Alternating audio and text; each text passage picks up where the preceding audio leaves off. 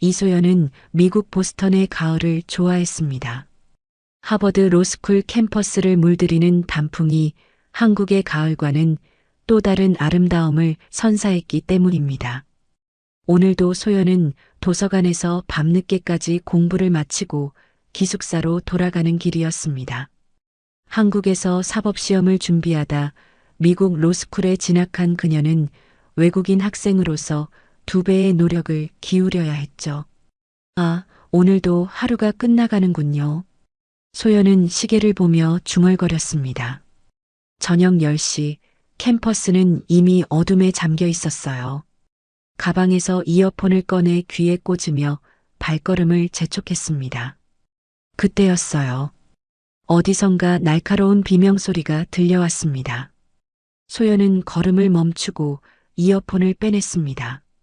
심장이 빠르게 뛰었습니다. 주변을 둘러보니 인적이 드문 캠퍼스 북쪽 길에 서 있는 자신을 발견했어요. 괜찮으세요? 소연이 조심스럽게 소리쳤지만 대답은 없었습니다.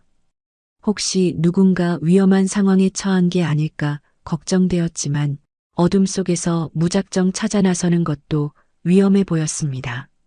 결국 소연은 캠퍼스 경비실에 신고하기로 마음먹었죠. 서둘러 경비실로 향하던 중 갑자기 누군가가 그녀의 가방을 낚아채 달아났습니다. 잠깐만요. 제 가방. 소연은 본능적으로 소리쳤지만 검은 옷을 입은 인형은 이미 어둠 속으로 사라졌습니다. 이럴 수가.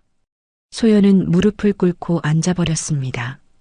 가방 안에는 노트북과 지갑, 여권까지 있었으니까요.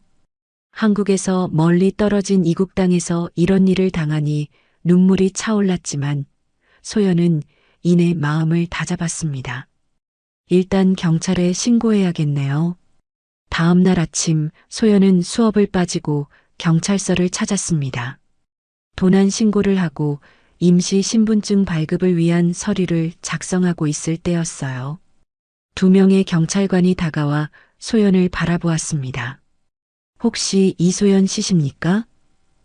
키가 큰 경찰관이 물었습니다. 소연은 고개를 끄덕였습니다. 네, 맞아요. 제 가방을 찾으셨나요? 아니요, 다른 문제로 왔습니다. 경찰관의 표정이 단호해졌어요. 어젯밤 캠퍼스 북쪽에서 발생한 강도 사건과 관련해 몇 가지 질문이 있습니다. 소연은 혼란스러웠어요. 강도요? 아, 제가 비명 소리를 들은 것 같아 신고하려 했는데 그 과정에서 제 가방을 도난당했어요. 2번째 경찰관이 끼어들었습니다. 현장에서 당신의 학생증이 발견됐습니다. 그리고 목격자가 동양인 여성을 봤다고 증언했죠. 그건 제 가방을 빼앗긴 곳이었을 겁니다. 제가 어떻게 강도가 될 수 있죠? 소연의 목소리가 떨렸습니다. 하지만 경찰관들은 냉정했습니다. 이소연 씨, 당신을 강도 용의자로 체포합니다. 변호사를 선임할 권리가 있으며 묵비권을 행사할 수 있습니다. 소연은 자신의 귀를 의심했습니다. 방금 자신이 강도 용의자로 체포되었다고요? 눈앞이 캄캄해졌습니다. 제가 아니에요.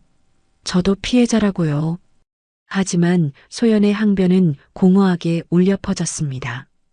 경찰관들은 그녀에게 수갑을 채웠고 그녀는 체포되어 경찰서 유치장으로 향했습니다. 아무도 그녀의 말을 들어주지 않았습니다. 이소연은 그날 밤 차가운 유치장에서 눈물을 흘리며 생각했습니다. 이런 억울한 일이 또 일어나다니. 이번에는 내가 직접 이 상황을 해결해야 해. 유치장의 첫날은 악몽 같았습니다. 소연은 변호사를 만날 때까지 꼬박 하루를 좁은 공간에서 보냈어요. 형사 절차에 대한 지식은 있었지만 실제로 겪는 상황은 책에서 읽은 것과 완전히 달랐습니다. 차가운 벽과 딱딱한 침대, 그리고 끝없이 이어지는 불안감이 그녀를 짓눌렀죠. 이소연 씨, 변호사가 왔습니다. 교도관의 말에 소연은 정신을 차렸어요. 마주한 공선 변호인은 지친 표정의 중년 남성이었습니다. 안녕하세요. 데이비드 콜린스입니다. 당신 사건을 맡게 됐네요. 소연은 희망을 품고 자신의 상황을 설명했습니다. 저는 피해자예요. 제 가방을 도난당했고 그 안에 있던 학생증이 범행 현장에서 발견된 것뿐이에요. 목격자가 동양인 여성을 봤다는데 그게 저라는 증거는 없잖아요. 변호사는 서류를 넘기며 한숨을 쉬었습니다. 솔직히 말하자면 상황이 좋지 않습니다. 증거가 당신에게 불리하고 외국인 신분이라 도주 우려가 있어 보석도 쉽지 않을 겁니다. 하지만 제가 아니라고요. 소연의 목소리가 높아졌습니다. 대부분의 피고인들이 그렇게 말합니다. 변호사는 냉정했어요. 제 조언은 유죄를 인정하고 감형을 노리는 겁니다. 초범인이 집행유예로 끝낼 수도 있죠. 소연은 충격에 빠졌습니다. 자신을 변호해야 할 사람이 이렇게 쉽게 포기한다니. 저는 결백합니다. 죄를 인정할 수 없어요. 변호사는 어깨를 으쓱했습니다. 당신 판단이니까요. 재판은 다음 주에 시작됩니다. 그때까지 생각해 보세요. 변호사가 떠난 후 소연은 한국에 있는 부모님에게 전화를 걸었습니다. 아버지와 어머니의 충격과 걱정이 전화기 너머로도 느껴졌죠. 소연아, 엄마가 당장 갈게. 어머니의 목소리가 떨렸습니다. 아니에요, 엄마. 제가 해결할 수 있어요. 소연은 부모님을 안심시키려 했지만 마음속으로는 두려움이 가득했습니다. 아버지, 제 성적 증명서와 추천서들을 이메일로 보내주세요. 필요할 것 같아요. 알았다. 하지만 너무 무리하지 마라. 우리가 어떻게든 도울 방법을 찾을게. 아버지의 목소리에는 결연함이 있었습니다. 통화를 마친 소연은 깊은 생각에 잠겼습니다. 한국에서의 경험이 머릿속을 스쳐 지나갔어요.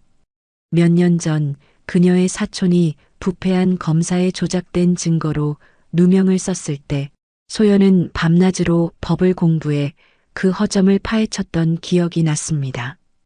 그때의 경험이 지금의 자신을 도울 수 있을까? 내가 직접 해야겠다. 소연은 결심했습니다. 다음 날 그녀는 변호사를 다시 만났습니다. 콜린스 씨, 저는 제 변호를 직접 하고 싶어요. 변호사는 놀란 표정이었습니다. 자기 변호요? 법대생이라고 해도 실제 재판은 다릅니다. 위험한 선택이에요. 알고 있어요. 하지만 저는 이미 비슷한 경험이 있습니다. 한국에서요. 소연의 눈빛은 단호했습니다. 당신은 제 법적 조언자로 남아주세요. 하지만 재판에서는 제가 직접 나서겠습니다. 당신 권리니까요. 하지만 후회하지 마세요. 변호사는 고개를 절레절레 흔들었어요. 소연은 교도소 도서관에서 미국 형사법과 판례를 찾아 읽기 시작했습니다. 한국과 미국의 법체계 차이에 적응하는 것은 쉽지 않았지만 그녀의 머리는 빠르게 정보를 흡수했어요. 밤에는 노트에 변론 내용을 적고 반박할 증거들을 정리했습니다. 내가 정말 할 수 있을까? 때로는 스스로 의심하기도 했습니다. 하지만 그럴 때마다 소연은 한국에서의 경험을 떠올렸어요. 그때도 모두가 불가능하다고 했지만 소연은 진실을 밝혀냈습니다. 이번에도 해낼 수 있어. 반드시. 재판 전날 밤 소연은 거의 잠을 이루지 못했습니다. 내일부터 그녀의 운명이 걸린 싸움이 시작될 테니까요. 창살 너머로 보이는 달을 바라보며 소연은 마음을 다잡았습니다.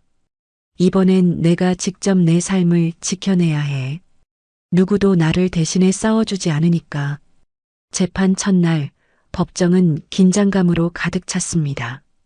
검은 로브를 입은 판사가 입정하자 모두 자리에서 일어났습니다. 소연은 피고인석에 앉아 깊게 숨을 들이마셨어요. 그동안 준비한 모든 것을 보여줄 시간이었습니다. 사건 번호 2023-CR-4872 매사추세츠 주대 이소연 피고인 사건을 시작하겠습니다. 서기가 사건을 호명했습니다. 판사는 소연을 향해 고개를 돌렸어요. 피고인 측 변호인은 어디 계십니까? 소연은 천천히 자리에서 일어났습니다. 존경하는 재판장님, 저는 스스로를 변호하기로 했습니다. 데이비드 콜린스 변호사가 법적 조언자로만 참석하고 있습니다. 법정 안에서 작은 술렁임이 일었어요. 판사는 안경 너머로 소연을 유심히 살폈습니다. 이소연 씨, 자기 변호는 현명한 선택이 아닐 수 있습니다. 특히 당신처럼 이 나라의 법체계에 완전히 익숙하지 않은 경우에는요. 소연은 고개를 들고 또렷한 목소리로 대답했습니다. 이해합니다, 재판장님. 하지만 저는 하버드 로스쿨 학생이고 제 권리를 행사하고 싶습니다. 저는 결백합니다. 판사는 잠시 생각하더니 고개를 끄덕였습니다. 알겠습니다. 진행하시죠. 검사가 자리에서 일어났어요. 단정한 정장 차림의 중년 여성이었습니다. 존경하는 재판장님, 배심원 여러분. 이 사건은 단순합니다. 지난달 16째 날 밤 하버드 캠퍼스에서 심각한 강도 사건이 발생했습니다. 피해자는 폭행당하고 귀중품을 빼앗겼죠. 증거와 목격자 증언은 피고인 이소연이 이 범죄를 저질렀음을 명백히 보여줍니다. 검사는 증거 사진들을 보여주며 계속했습니다.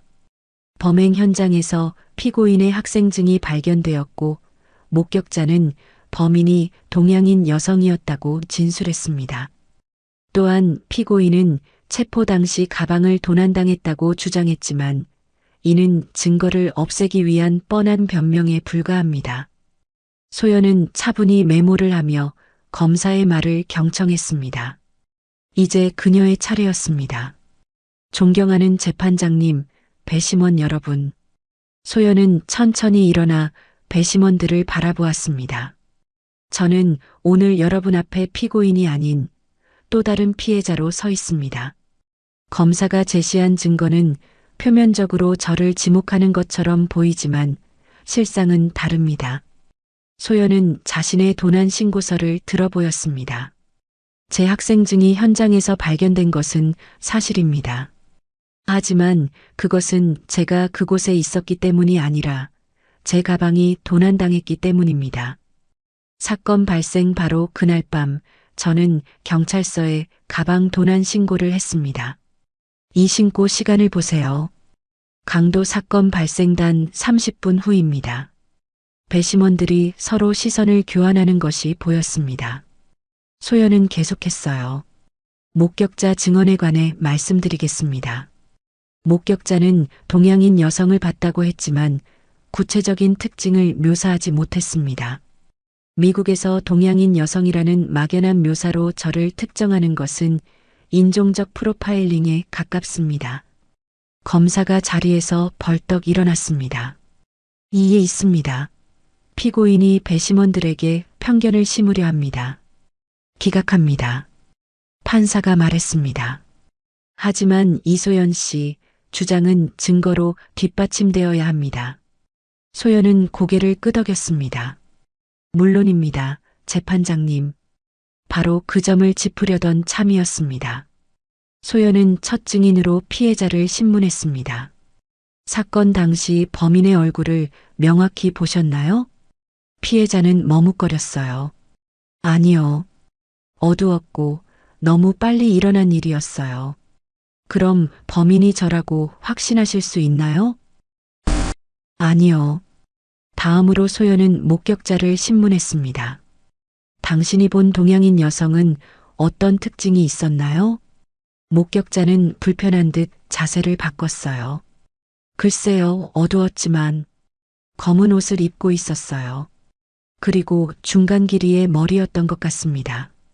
소연은 자신의 긴 머리를 가리켰습니다. 제 머리는 어깨까지 내려오는 긴 머리입니다. 그리고 사건 당일 저는 회색 코트를 입고 있었어요. 이건 제 기숙사 CCTV로 증명할 수 있습니다. 법정 안에서 다시 술렁임이 일었습니다. 소연의 날카로운 질문에 증인들이 흔들리고 있었어요. 하지만 이건 시작에 불과했습니다. 소연은 마음속으로 다음 단계를 준비했습니다. 이제 그녀의 진짜 과거와 이 사건의 연결고리를 파헤칠 차례였죠. 소연의 놀라운 변호 실력은 둘째 날 재판에서 더욱 빛을 발했습니다. 법정에 들어서는 소연의 걸음걸이는 첫날보다 더 자신감 있어 보였어요. 그녀의 눈빛에서는 단호함이 엿보였습니다. 재판을 속개하겠습니다. 판사가 선언했습니다. 검사 측 다음 증인을 부르세요. 검사는 현장을 조사한 형사를 증인으로 불렀습니다. 형사는 증거품들에 대해 상세히 설명했어요. 현장에서 발견된 학생증, 범행에 사용된 것으로 추정되는 칼자국, 그리고 몇 개의 지문이 있었습니다. 소연의 차례가 왔을 때 그녀는 천천히 자리에서 일어났습니다. 형사님, 현장에서 발견된 지문 중 제 것과 일치하는 것이 있나요? 형사는 잠시 머뭇거렸죠. 아니요, 피고인의 지문은 발견되지 않았습니다. 그렇다면 제 학생증 외에 저를 범인으로 지목할 물리적 증거는 없다는 말씀이신가요? 현재로서는 그렇습니다만 학생증은 결정적인 증거입니다. 소연은 고개를 끄덕였습니다. 이해합니다. 그런데 학생증에서는 어떤 지문이 발견되었나요? 형사는 자료를 확인했어요. 여러 개의 지문이 있었습니다. 대부분은 훼손되어 식별이 불가능했고 하나는 피고인의 것으로 확인됐습니다. 당연히 제 학생증에는 제 지문이 있겠죠. 소연이 말했습니다. 다른 사람의 지문은 없었나요? 형사가 다시 자료를 넘겼습니다. 한 개의 불명확한 지문이 더 있었지만 데이터베이스와 일치하는 결과는 없었습니다. 소연은 배심원들을 향해 의미심장한 시선을 던졌습니다. 즉, 제 학생증에 다른 누군가가 만진 흔적이 있다는 뜻이겠네요. 검사가 벌떡 일어났어요. 이에 있습니다. 피고인이 추측하고 있습니다. 인정합니다. 판사가 말했어요. 이소연 씨, 사실의 근거에 질문하세요. 소연은 고개를 숙였습니다. 네, 재판장님. 다른 질문으로 넘어가겠습니다. 이후 소연은 범행 당시 자신의 위치를 증명하기 위한 증인들을 불렀습니다. 도서관 직원, 같은 수업을 듣는 동료 학생, 그리고 기숙사 관리인이 차례로 증언했어요. 그들은 모두 소연이 사건 당일 늦게까지 도서관에 있었다고 확인해 주었습니다. 그럼에도 검찰은 제가 도서관에서 나와 범행을 저지르고 다시 기숙사로 돌아갔다고 주장합니다. 소연은 배심원들을 향해 말했어요. 하지만 시간대를 살펴봐 주세요. 저는 사건 발생 시간에 가깝게 도서관을 나왔고 이후 제 가방을 도난당했습니다. 물리적으로 불가능한 일정입니다. 검사는 반박했습니다. 피고인이 공범과 함께 계획적으로 범행했을 가능성도 있습니다. 소연은 차분하게 대응했어요. 그렇다면 왜 제 학생증을 현장에 남겨두었겠습니까? 계획적 범행이라면 그건 어리석은 실수가 아닐까요? 법정은 긴장감으로 가득 찼습니다. 소연의 논리적인 변호가 배심원들에게 의심의 씨앗을 심고 있었어요. 하지만 검찰도 물러서지 않았습니다. 오후 세션에서 분위기는 더욱 첨예해졌습니다. 검사는 마지막 증인으로 심리학 교수를 불러 범죄자의 심리적 패턴에 대해 증언하게 했어요. 교수는 가끔 지능이 높은 범죄자들이 일부러 증거를 남기는 경우가 있다고 주장했습니다. 소연의 반대 신문 차례가 왔을 때 그녀는 놀라운 질문을 던졌습니다. 교수님, 혹시 검찰 측에서 사건 전에 연락을 받으셨나요? 교수가 당황했어요. 무슨 말씀이신지. 단순한 질문입니다. 이 사건의 증인으로 서기 전에 검찰과 접촉이 있었나요? 교수는 머뭇거리다 인정했습니다. 네, 상담 차원에서 만남이 있었습니다. 소연은 고개를 끄덕였어요. 그럼 교수님께 한 가지 더 질문하겠습니다. 한국에서 발생한 서울중앙지검 증거 조작 사건에 대해 들어보셨나요? 법정이 순간 조용해졌습니다. 검사가 벌떡 일어났어요. 이에 있습니다. 관련 없는 질문입니다. 관련성을 설명하겠습니다. 재판장님. 소연이 단호하게 말했습니다. 제가 왜 미국에 오게 되었는지, 그리고 왜 이런 누명을 쓰게 되었는지 설명할 수 있는 중요한 배경입니다. 판사는 잠시 생각하더니 고개를 끄덕였어요. 이 일을 기각합니다. 피고인에게 관련성을 설명할 기회를 주겠습니다. 소연은 깊게 숨을 들이마셨습니다. 이제 그녀의 과거가 드러날 시간이었어요. 새해 전 한국에서 제 사촌은 부패한 검사에 의해 조작된 증거로 누명을 썼습니다. 저는 그때 법학도였고 사촌을 구하기 위해 밤낮으로 법을 공부했습니다. 결국 검사의 증거 조작을 밝혀냈고 사촌은 무죄를 받았죠. 소연은 잠시 말을 멈추고 배심원들을 바라보았습니다. 그 사건 이후 저는 법의 정의를 더 깊이 공부하기 위해 미국 유학을 결심했습니다. 그런데 이제 저도 비슷한 상황에 처했습니다. 증거는 조작될 수 있고 진실은 때로 묻힙니다. 하지만 저는 다시는 억울함을 당하지 않기로 결심했습니다. 법정 안에는 무거운 침묵이 내려앉았습니다. 소연의 과거 이야기는 배심원들에게 깊은 인상을 남긴 듯 했어요. 판사는 시계를 확인한 후 말했습니다. 오늘 세션은 여기까지입니다. 내일 아침 9시에 재판을 속개하겠습니다. 소연은 교도관과 함께 법정을 빠져나왔습니다. 복도에서 그녀는 법적 조언자인 콜린스 변호사를 만났어요. 놀랍군요. 콜린스가 진심 어린 목소리로 말했습니다. 처음엔 실수하는 줄 알았는데 당신은 정말 대단한 변호를 하고 있어요. 소연은 미소를 지었습니다. 감사합니다. 하지만 아직 부족한 점이 많아요. 결정적인 증거가 필요합니다. 어떤 계획이 있나요? 콜린스가 물었습니다. 소연은 주변을 살펴본 후 목소리를 낮췄어요. 캠퍼스 CCTV 영상이 필요해요. 사건 당시 제 가방을 훔쳐간 사람을 찾을 수 있을지도 모릅니다. 콜린스는 고개를 저었습니다. 쉽지 않을 겁니다. 경찰은 이미 영상을 확보했지만 당신에게 불리한 부분만 선별했을 가능성이 높아요. 그래서 도움이 필요합니다. 소연이 진지하게 말했어요. 로스쿨 친구들에게 연락할 방법이 있나요? 특히 디지털 증거 수집 수업을 듣는 친구들이요. 콜린스는 잠시 고민하더니 고개를 끄덕였습니다. 해볼게요. 하지만 약속은 못합니다. 그날 밤 소연은 감방에서 다음날 전략을 정리했습니다. 그녀의 노트에는 남은 증인들에 대한 질문과 최종 변론 초안이 빼곡했어요. 잠시 펜을 내려놓고 창밖을 바라보며 한숨을 쉬었습니다. 이번에도 해낼 수 있을까?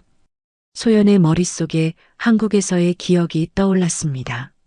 사촌이 체포되었을 때 가족들의 충격과 슬픔, 그리고 소연이 밤새 법정과 판례를 뒤지며 진실을 찾아나갔던 시간들. 결국 검사가 증거를 조작했다는 사실을 밝혀냈을 때의 희열도 생생했습니다. 그때는 운이 좋았어. 소연은 중얼거렸어요. 이번에는 더 어려울지도 몰라. 다음 날 아침 법정으로 가는 차 안에서 소연은 콜린스로부터 놀라운 소식을 들었습니다. 당신 친구들이 움직였어요. 콜린스가 작은 목소리로 말했어요. 사건 당일 캠퍼스 북쪽 구역의 모든 CCTV 영상을 확보했습니다. 어제 밤늦게 받았는데 흥미로운 장면이 있더군요. 소연의 심장이 빠르게 뛰었습니다. 무엇인가요? 캠퍼스 경비원으로 보이는 사람이 당신의 지갑을 주워 확인한 후 범행 현장 근처에 버리는 장면이 있어요. 콜린스의 눈이 빛났습니다. 우린 이걸 증거로 제출할 겁니다. 법정이 시작되자 소연은 판사에게 말했습니다. 존경하는 재판장님, 새로운 증거를 제출하고자 합니다. 검사가 즉시 반발했어요. 이에 있습니다. 사전에 공개되지 않은 증거입니다. 판사가 소연을 바라보았습니다. 이소연 씨, 절차를 알고 계시겠지만 모든 증거는 미리 상대 측에 공개되어야 합니다. 소연은 고개를 끄덕였어요. 알고 있습니다, 재판장님. 하지만 이 증거는 어젯밤에야 확보된 것입니다. 제 결백을 증명하는 중요한 자료입니다. 판사는 잠시 생각하더니 말했습니다. 배심원들은 잠시 퇴정해 주십시오. 증거의 적절성을 판단하겠습니다. 배심원들이 나간 후 소연은 영상을 재생했습니다. 화면에는 사건 당일 밤 소연이 도서관에서 나와 북쪽 길을 걷는 모습이 보였어요. 이어서 검은 모자를 쓴 남성이 그녀의 가방을 낚아채 달아나는 장면, 그리고 약 30분 후 같은 남성이 소연의 지갑을 들고 범행 현장 근처를 배회하는 모습이 나왔습니다. 이 사람은 알렉스 모건입니다. 소연이 설명했어요. 캠퍼스 북쪽 구역 경비원이죠. 그가 제 지갑을 범행 현장에 버렸습니다. 검사는 당황한 기색이 역력했습니다.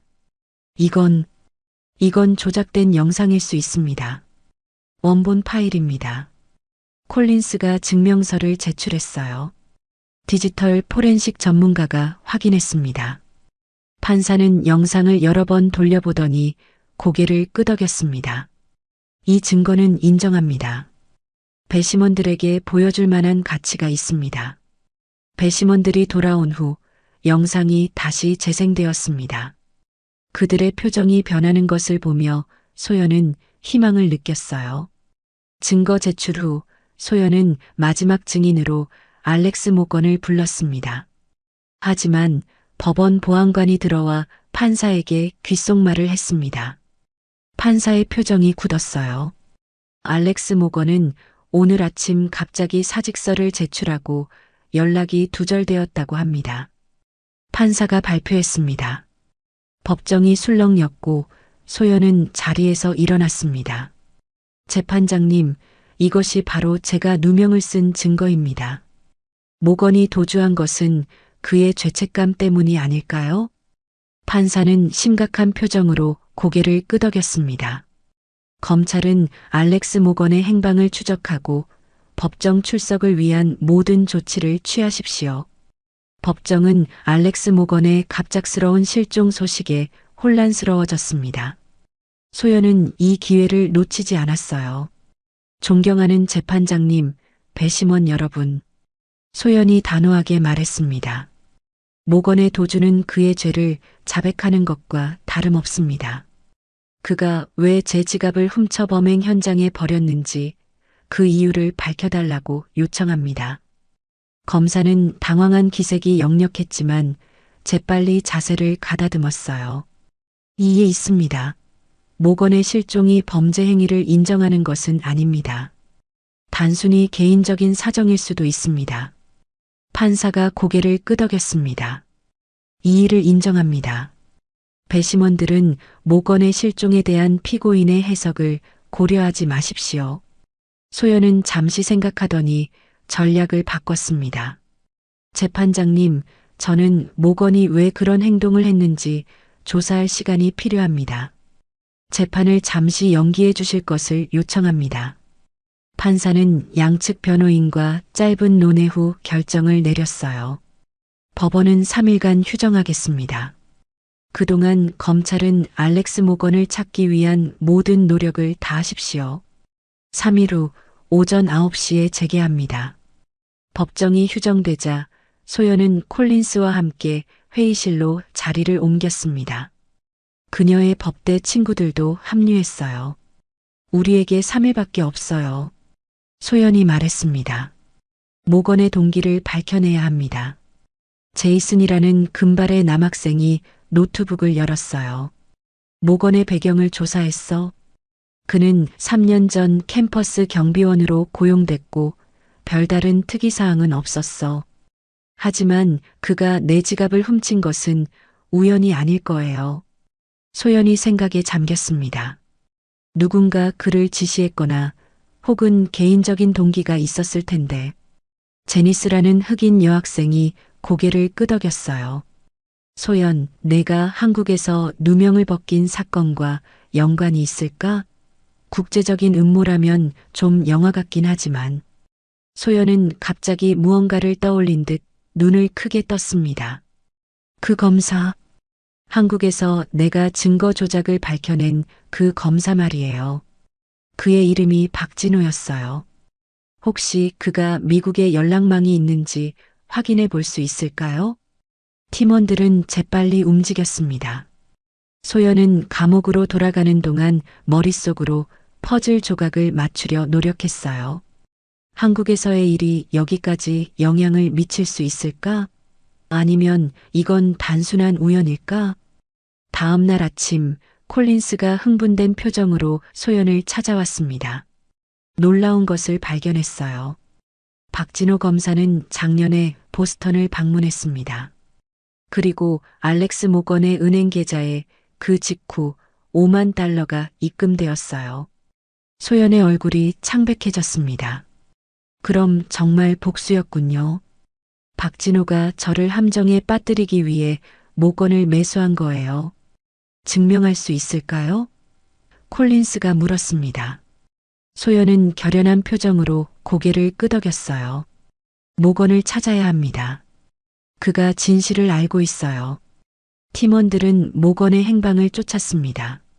그의 아파트, 단골 술집, 친척집까지 모든 곳을 수색했지만 찾지 못했어요. 시간은 계속 흘러갔고 재판 재개일이 다가왔습니다. 재판 전날 밤 소연은 감옥 침대에 누워 천장을 바라보았습니다. 여기까지인가? 그녀는 중얼거렸어요. 모건을 찾지 못했고 박진호와의 연결고리도 확실히 증명하지 못했습니다. 그때 콜린스에게서 전화가 왔습니다. 소연, 모건을 찾았어요. 캐나다 국경 근처 모텔에 숨어 있었습니다. 경찰이 체포했고 그가 자백했어요. 소연의 심장이 터질 듯이 뛰었습니다. 정말요? 뭐라고 자백했나요? 박진호에게서 돈을 받고 당신을 함정에 빠뜨렸다고 인정했어요. 처음에는 단순히 당신의 가방을 훔치는 것이었지만 나중에 강도 사건이 발생하자 기회를 놓치지 않았대요. 소연은 안도의 한숨을 내쉬었어요. 내일 법정에 출석할까요? 그럴 예정입니다. 검찰도 이제 당신 편이에요. 모든 혐의를 취하하겠다고 말했습니다. 다음 날 법정에서는 극적인 장면이 펼쳐졌습니다. 검사가 자리에서 일어나 배심원단과 판사를 향해 말했어요. 존경하는 재판장님, 배심원 여러분. 검찰은 새로운 증거를 토대로 이소연 피고인에 대한 모든 혐의를 취하합니다. 알렉스 모건의 자백과 추가 증거들은 피고인이 완전히 결백함을 증명했습니다. 판사는 소연을 바라보았습니다. 이소연 씨, 당신은 자유입니다. 법원은 이 부당한 기소로 인한 불편에 대해 유감을 표합니다. 소연은 자리에서 일어나 깊게 고개를 숙였어요. 감사합니다, 재판장님. 저는 항상 정의가 승리할 것이라고 믿었습니다. 법정을 나서는 소연의 걸음은 가벼웠습니다. 밖에서는 그녀의 법대 친구들이 환호성을 지르며 기다리고 있었어요. 햇빛이 그녀의 얼굴을 비추었고 소연은 처음으로 진정한 자유를 느꼈습니다. 이제 어떡할 거야? 제니스가 물었습니다. 소연은 하늘을 바라보며 미소 지었어요. 아직 끝나지 않았어. 박진호가 저지른 일에 대한 책임을 물어야 합니다. 그리고 억울하게 누명 쓴 사람들을 돕고 싶어요. 석방된 지 일주일, 소연의 삶은 완전히 달라졌습니다. 캠퍼스로 돌아온 그녀를 향한 시선은 이전과는 판이했어요. 낯선 학생들도 그녀를 알아보고 인사를 건넸고 교수들은 그녀의 변호 실력을 칭찬했습니다. 로스쿨 신문에는 자신을 변호해 승리한 한국 유학생이라는 제목의 기사가 실렸죠. 소연, 이것 봤어? 제니스가 신문을 들고 카페테리아에 들어섰어요. 소연은 커피를 홀짝이며 웃었습니다. 봤어. 좀 부끄럽네. 부끄러울 게 뭐야? 넌 영웅이라고. 제이슨이 옆자리에 앉으며 말했습니다. 모두가 너에 대해 얘기하고 있어. 소연은 불편한 듯 자세를 고쳐 앉았어요. 난 그저 진실을 밝히고 싶었을 뿐이야. 영웅 같은 건 아니야. 제니스가 그녀의 손을 꼭 잡았습니다. 넌 자신의 힘으로 누명을 벗었어. 그것만으로도 충분히 대단해. 대화 중에 소연의 휴대폰이 울렸습니다. 한국에서 걸려온 전화였어요. 여보세요, 아버지? 소연아, 뉴스 봤다. 정말 자랑스럽구나. 아버지의 목소리가 감격에 떨렸습니다. 감사해요, 아버지. 하지만 아직 할 일이 남았어요. 박진호가 저를 함정에 빠뜨리려 했다는 증거가 있어요. 이 일을 그냥 넘어갈 수 없어요. 아버지가 잠시 침묵했습니다. 조심해라. 박진호는 아직도 권력이 있어. 너를 해치려고 한번 시도했으니 또 시도할 수도 있어. 알고 있어요. 하지만 두렵지 않아요. 이번엔 제가 그를 법정에 세울 거예요. 통화를 마친 소연은 친구들에게 상황을 설명했습니다. 그녀는 알렉스 모건의 증언과 은행 기록을 토대로 박진호를 고소할 계획이었어요. 국제사법 공조가 필요할 텐데 법학 교수로부터 배운 지식을 떠올리며 제이슨이 말했습니다. 소연은 고개를 끄덕였어요. 맞아. 그래서 국제법 전문 변호사의 도움이 필요해. 그날 오후 소연은 학교에서 추천받은 국제법 전문 변호사 사라 김을 만났습니다. 한국계 미국인인 사라는 소연의 이야기를 듣고 깊은 공감을 표했어요. 이건 단순한 개인적 복수가 아니라 권력 남용의 문제네요. 사라가 진지하게 말했습니다. 한국과 미국 양국에서 법적 조치를 취할 수 있어요. 소연은 안도했어요. 도와주실 수 있나요? 물론이죠. 하지만 쉽지 않을 거예요. 박진호는 분명 자신의 흔적을 지웠을 테니까요. 소연은 결연한 표정으로 말했습니다. 저희는 이미 모건의 자백과 은행 거래 기록을 확보했어요. 그리고 소연은 가방에서 작은 녹음기를 꺼냈습니다. 이건 몇 년 전 한국에서 제 사촌 사건 때 우연히 녹음한 박진호의 음성이에요. 그가 증거 조작을 지시하는 내용입니다. 사라의 눈이 커졌어요. 이걸 지금까지 갖고 있었다고요? 소연은 고개를 끄덕였습니다. 사촌 사건 이후 안전한 곳에 보관해뒀어요. 언젠가 필요할 거라고 생각했거든요. 당시에는 이걸 공개할 용기가 없었어요. 하지만 이제는 달라요. 사라는 녹음 내용을 확인한 후 진지하게 말했습니다. 이건 폭탄급 증거예요. 그러나 이걸 법정에서 사용하려면 합법적인 방법으로 획득했다는 증명이 필요해요. 한국에서 녹음한 것이라 미국 법정에서 사용할 수 있을까요? 복잡한 문제지만 가능성은 있어요. 일단 한국 검찰에 이 증거를 제출하는 것부터 시작해 봅시다. 다음 날 사라와 소연은 한국 대사관을 방문했습니다. 그들은 모건의 자백서, 은행 거래 기록, 그리고 박진호의 녹음 파일을 포함한 모든 증거를 정리해 한국 검찰에 제출할 서류를 준비했어요. 대사관을 나오며 소연은 깊은 숨을 내쉬었습니다. 제가 정말 잘하는 걸까요? 이렇게 하면 제 미래에 영향이 있을까요? 사라가 그녀의 어깨를 토닥였어요. 정의를 추구하는 것이 당신의 미래를 해치지는 않을 거예요. 오히려 당신은 더 강한 변호사로 성장할 겁니다. 소연은 미소 지었습니다. 고맙습니다. 사라 변호사님. 이 모든 과정이 쉽지 않겠지만 끝까지 가보려고 해요. 캠퍼스로 돌아가는 길, 소연은 문득 자신의 여정을 되돌아보았습니다. 한국에서의 아픔, 미국에서의 억울한 누명, 그리고 지금 자신이 서 있는 이 자리까지 모든 경험이 그녀를 더 강하게 만들었어요. 이제는 내가 다른 사람들을 도울 차례야. 소연은 마음속으로 다짐했습니다. 그녀의 꿈은 더욱 선명해졌어요. 억울하게 누명 쓴 사람들을 위한 변호사가 되는 것, 그것이 소연의 새로운 목표였습니다. 봄이 찾아온 하버드 캠퍼스는 활기가 넘쳤습니다. 소연은 도서관 앞 벤치에 앉아 따스한 햇살을 만끽하고 있었어요. 한 손에는 국제인권법 교재를, 다른 손에는 커피를 들고 있었죠. 지난 몇 개월간의 일들이 주마등처럼 스쳐 지나갔습니다. 소연, 멀리서 제니스가 손을 흔들며 다가왔어요. 큰 소식이야. 소연은 미소를 지으며 자리에서 일어났습니다. 무슨 일이야? 박진호 검사가 체포됐대. 제니스가 흥분된 목소리로 말했어요. 방금 뉴스에 났어. 소연은 순간 숨이 멎는 것 같았습니다. 그토록 기다렸던 순간이 마침내 찾아온 거였어요. 정말? 제니스는 스마트폰을 꺼내 뉴스 기사를 보여주었습니다.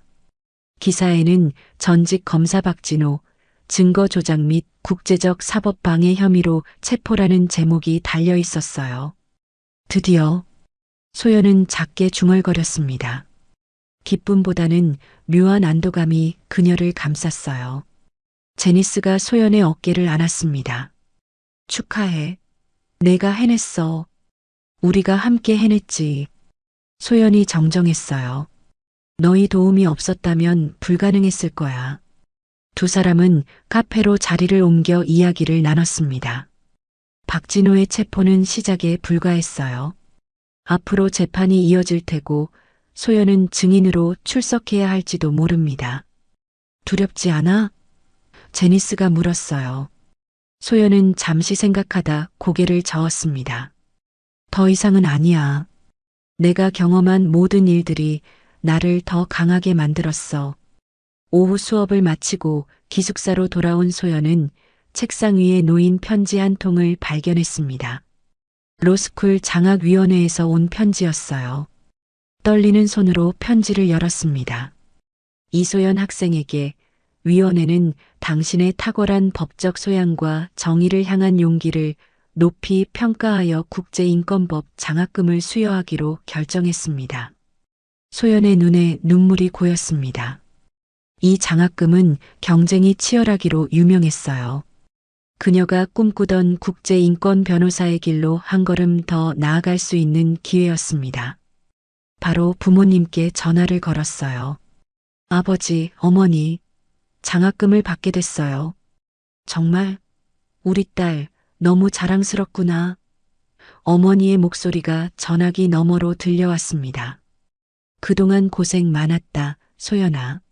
아버지의 목소리에는 깊은 감동이 묻어 있었어요.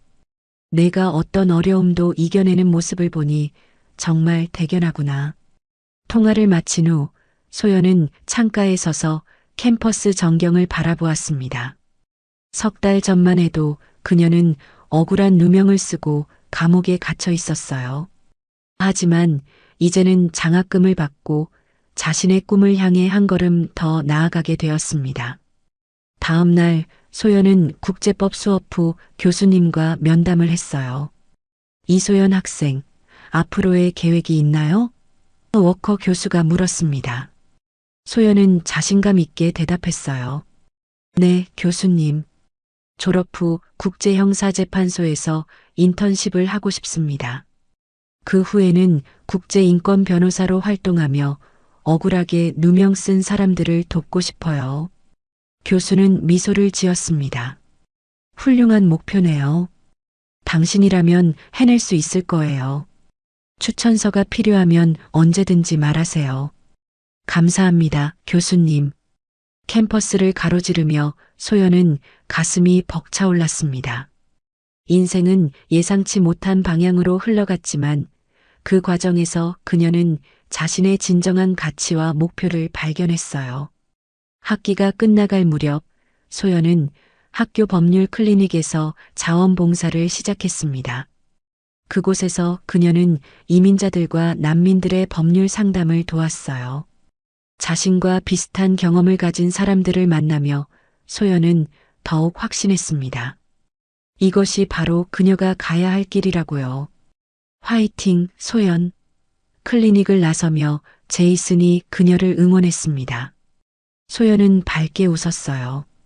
고마워, 제이슨. 우리 모두 함께 화이팅하자. 법원 앞에 선 소연은 깊은 숨을 내쉬었습니다. 이제 그녀는 더 이상 피고인이 아니라 미래의 변호사로서 이곳에 서 있었습니다. 햇살이 그녀의 얼굴을 비추었고 소연은 굳게 다짐했습니다. 다시는 누구도 억울하지 않게 하겠어요. 이것이 제 사명입니다. 그녀의 눈빛에는 확신과 희망이 빛나고 있었습니다. 이소연의 새로운 여정은 이제 막 시작되었습니다.